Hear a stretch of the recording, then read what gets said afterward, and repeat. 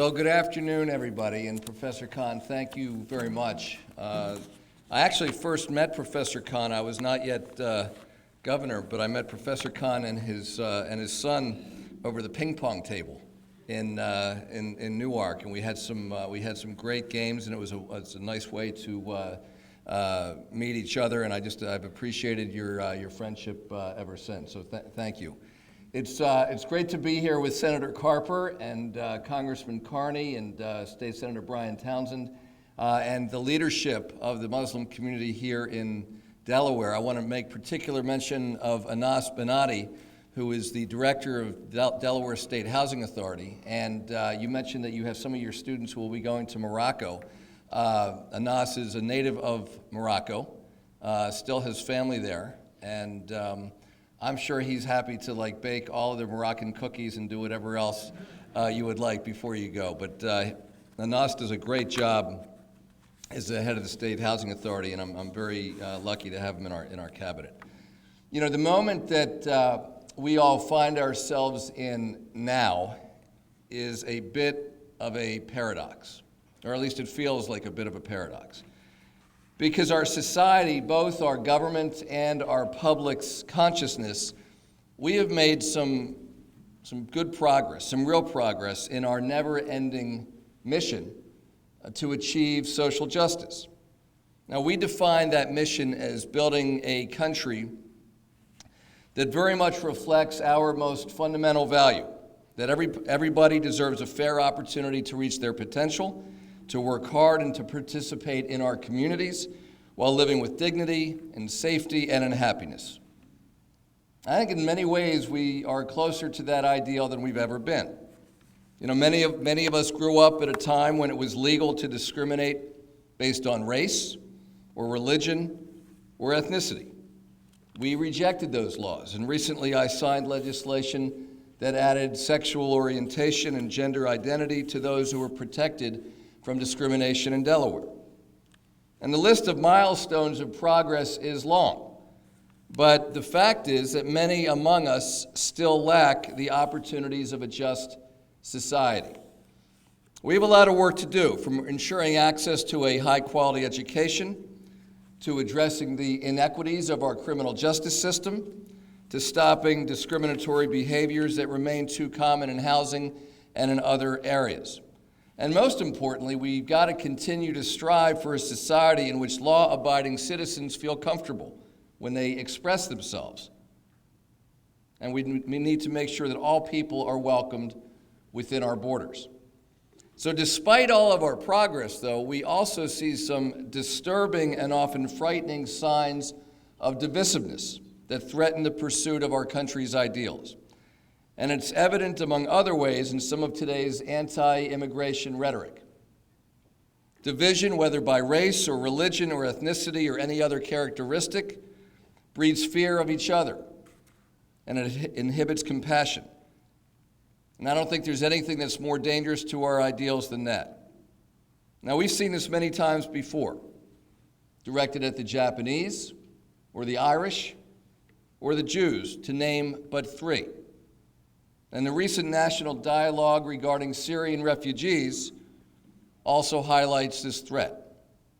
Now, I think reasonable minds can very much differ on matters of international security and humanitarian policy.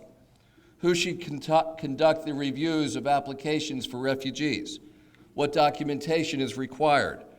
What actions most broadly give us the best chance of resolving the crisis in Syria?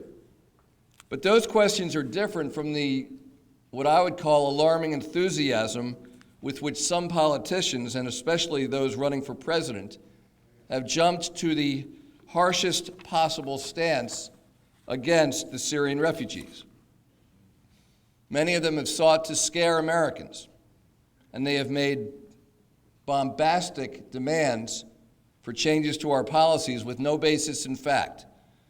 And perhaps most frightening were those explicit appeals by some candidates to discriminate against refugees on the basis of religion. And that is an idea that directly contradicts one of our oldest and dearest values. Some went as far as suggesting support for creating a database to register Muslims. And we must do no such thing. Now, this should not be a partisan debate. There's no party affiliation attached to this Statue of Liberty, which is famously inscribed with the appeal to give me your tired, your poor, your huddled masses yearning to breathe free.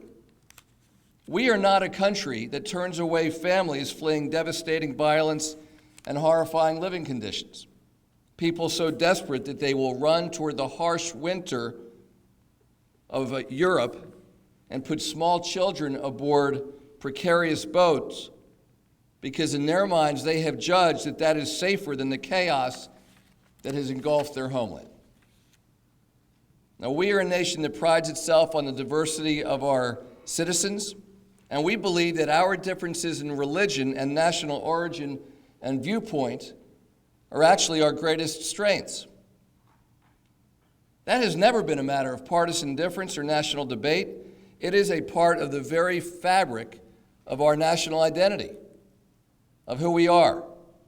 And when we abandon that fabric, we abandon our hope to live in peace and freedom and prosperity. So we have got to see these people who are fleeing their homeland not as foreigners or outsiders, but as mothers and fathers and children who are seeking a better life. We've got to live up to the aspiration of John F. Kennedy, who eloquently spoke at another time of great national fear of those who were different from us. And he said, we all breathe the same air, we all cherish our children's future, and we are all mortal. Now, as you know, I've spoken out about my feeling regarding the nation accepting refugees who have been properly vetted from Syria or any crisis, any country in crisis of any age, of any religion. And while my office helps provide a platform to talk about it, the fact is state officials don't really have a legal ability to impact refugee policy, but we are all part of this democracy. You know, the voice of justice, whether in defense of refugees or the homeless on our streets, whether in opposition to racism or Islamophobia or anti-Semitism or xenophobia or homophobia, the voice of justice only resonates in a democracy if it is heard loudly from all the people. And to me, that's what this conference is really all about. Because I strongly encourage all of you to engage with your elected officials and prospective candidates for public office. You've got to make your voices heard through the traditional media, through social media, and continue to convene gatherings that bring communities together and to foster an understanding among people of different backgrounds. We must all do our part. Just as all people of goodwill must speak out against terrorism, including that terror which is conducted by extremists of any religion, I implore you, don't shy away from sharing your ideas or from getting involved in both faith-based and secular community institutions, because don't shy away because you think I'm only one person and what difference can I possibly make? You can make a big difference. Now, the Muslim community in particular, I believe, has much to offer in these discussions and debates. At a time when some choose to spread fear, we would frankly all do well to consider passages from the Quran, calling on us to celebrate our diversity and live with love and respect and compassion for all people. In the Quran, in Surat al-Ma'idah, how'd I do, Nas? Is that good? All right. He had me practicing. Thank you. All right. That applause really belongs to Anas because it was his pronunciation lesson. But in that part of the Quran, it says, had God willed, he would have made you a single community. But he wanted to test you regarding what has come to you. So compete with each other in doing good. Compete with each other in doing good. Now that passage epitomizes what we should want for our country, because following it will help us make our nation a more just place. You know, we have been given the opportunity to live in this incredible melting pot and to see both the challenges and the extraordinary possibilities of the fact that God did not make human beings into a single community. And we have got to respond to this test both ambitiously and pragmatically. We've got to find the root causes of injustice and inequality and then make it our goal to eradicate them. And that has been, thank you. And that has very much informed my work as governor. And as a government, we can and we've got to set the bar high. We don't accept the status quo, and I'm asking you not to accept the status quo either. We know from dramatic changes in our society since generations past that no matter how intractable the status quo may be, change is possible, and it does not come from governments alone. One of this country's great historians, a guy named David McCullough, and he wrote, he says, among the most difficult and important concepts to convey in teaching or writing history is the simple fact that things never had to turn out as they did. Events past, they were never on a track. Nothing was foreordained any more than it is right now. And what that means is the future that we want for our kids and ourselves and for our grandchildren and their children, that future is very much in our hands. It's, by the way, one of the reasons I'm pleased to see a number of young people here today. These are our choices to make, and we've got to choose between love and fear, between acceptance and division. And gatherings like this give me a lot of hope that we will make the right choice. Now let me close with this. In 1963, Martin Luther King went to Birmingham, Alabama. And he went there because it was the most segregated city in the country. And he went to lead a nonviolent protest. And when he got to Birmingham, he was arrested and he was put in jail. When he got to jail, he received a letter from members of the clergy there in Birmingham. And in their letter, the members of the clergy complained to Dr. King. They complained that he had come to Birmingham at all. They said he was stirring the pot. They said if he had just waited, everything would have turned out okay. So he was there in prison, and he didn't have anything to write on but the fringes of a newspaper. And he had nothing to write with but the stub of a pencil. And he wrote this, he wanted to write a letter back to the clergy. And he wrote this amazing letter back. And in it, among many other things, he wrote that we will have to repent in our generation, not just for the hateful actions and words of the bad people, but also for the appalling silence of the good people.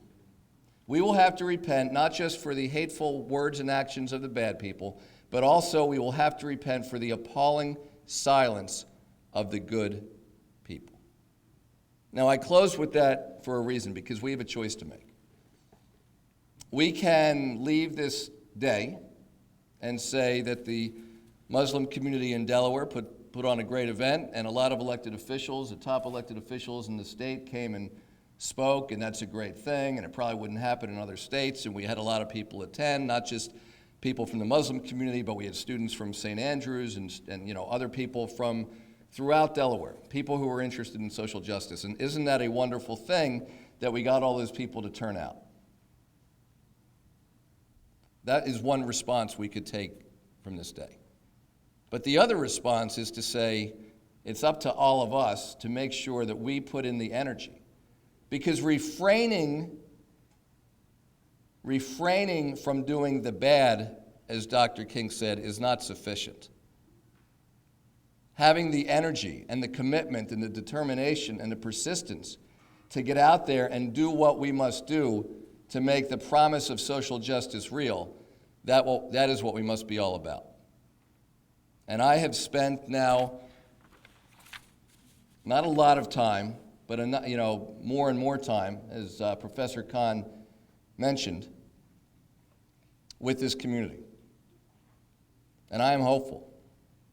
I am optimistic. This is a rapidly growing community. This is a community of rapidly growing importance, not just in numbers, but in its message in its voice. And I know that I speak for myself, and I'm guessing I speak for Senator Carper and Congressman Carney and Senator Townsend and all the elected officials in the state when I say that we look forward to working with you to make this idea of social justice not just a slogan, not something that just fits on the cover of a convention program, but something that is real to all of the people of our state. Thank you very much for having me.